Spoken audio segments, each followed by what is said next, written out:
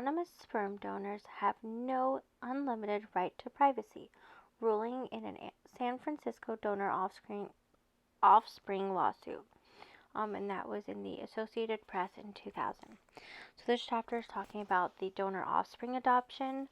Donor offspring is like sperm donor banks, kind of like surrogacy a little bit, but it's a little bit more complex, right? Because usually you have one biological parent, but there's still a lot of trauma and secrecy behind it. So while my channel's not specific to donor offspring, they don't get enough recognition for the trauma that they go through. And often it's very similar to what adoptees go through. Anyway, the use of donor sperm began as a medical practice with a level of secrecy bordering on shame.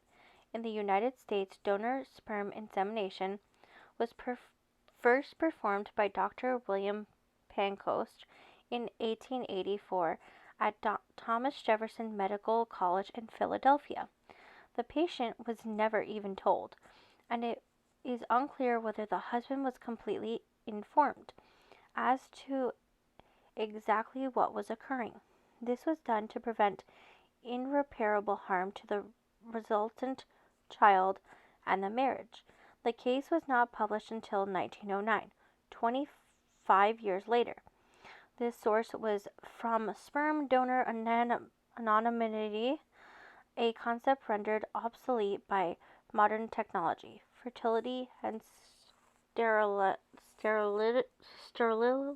I can't even say that word, sterility in December 2017. CBS 60 Minutes, which aired on July 22nd, 2000, explored the ethics of today's infertility solutions by interviewing now adult designer babies. Donor offspring whose donors had been selected for their IQs and talents. What we're getting instead of reproduction is production, making babies as consumer projects. Kind of like how adoptees feel, right? Not necessarily for the IQ and talents, but we're considered consumer babies. According to the customer shopping list of genetic traits, just one sperm bank in California reports production of 30,000 babies per year.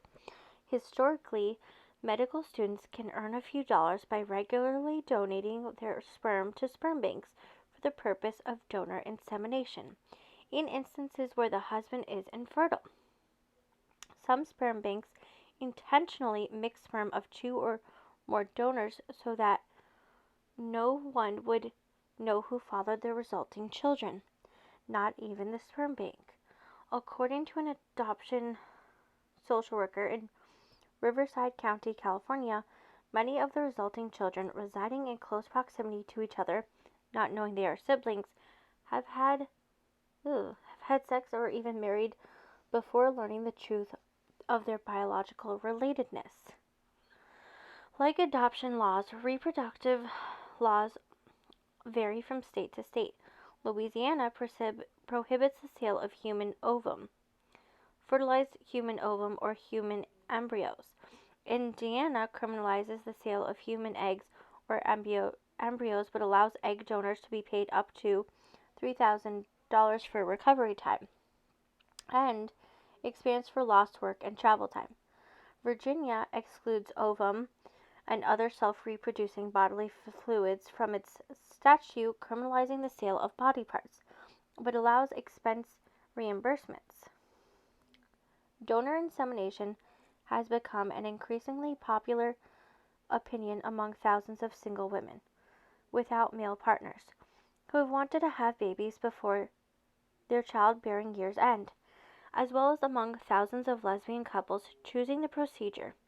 Generally, the non-biological related partner adopts the resulting child, who is then co-parented by both women.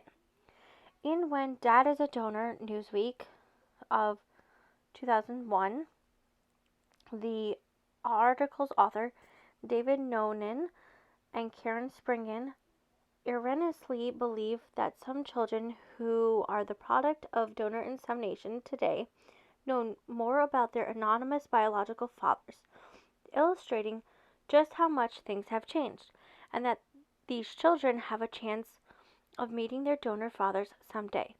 Has it changed? So it's quite interesting. There are a lot of donor conceived children are now just like adoptees searching for biological siblings, for information on their bio fathers. A lot of the times like you heard, the sperm bank will lie to the family, not give them true facts. Sometimes the individual lies on their forms. So there's a lot of harm being done that people don't recognize, right? And that's not good either. Even in 2019, confidentiality laws and fertility clinic and physician unwillingness to disclose identifying information has no substantiality change, although some say maintain registries for the offspring and biological father, but may not release information without mutual consent. It doesn't take long before they were closed to $2,000 for AMS4's free registry, and that the first matches were facilitated. Since then, affordable DNA testing and genealogy searches have helped some donor offspring shortcut their searches and identifying their biological fathers. Increasingly, as sperm donors age and be aware of the significance of perhaps an unknown member of children they created, whether from curiosity or conscious, have joined those who search for kin. But, as with any adoption, there are also significant medical issues involved. Yeah, they don't know all their medical information, which is harmful. Also, their birth certificates, well, unless they were adopted by the significant other of the biological person, so like say the biological mother, their name is not going to be on the original birth certificate. So both are problems as well that they face just like we do. The presumption was that the infertile men couldn't handle openness about donor insemination. But since the shift of social theory and the powerful influence of single women in their 40s, for whom the stigma of male infertility is a non-issue, there's also a growing tendency among donor children and past donors to attempt to unravel the mystery. For example, Bill Corday. Bill was 37 after the death of the man who he now refers to as his social father. His mother told him he had been a donor father, or told him that there was a donor father involved. Corday, now 56, began to search for his biological father and has become a well-known advocate for the rights of donor offspring. John Silla, who's now 42, a Los Angeles lawyer, who donated sperm 35 times in nearly 2 decades when he was a student at the University of Chicago, would like to know any children who he may have fathered.